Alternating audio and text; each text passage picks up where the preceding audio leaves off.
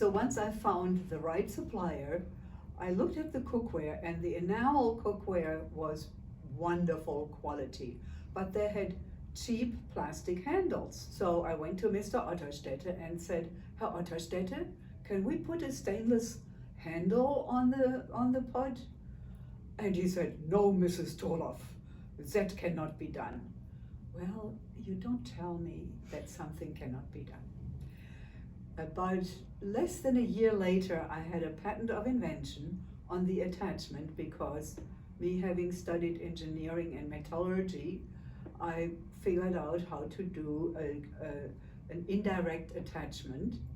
And so we had the pots from Germany, we had the handles, the stainless handles, and we were waiting for the lids.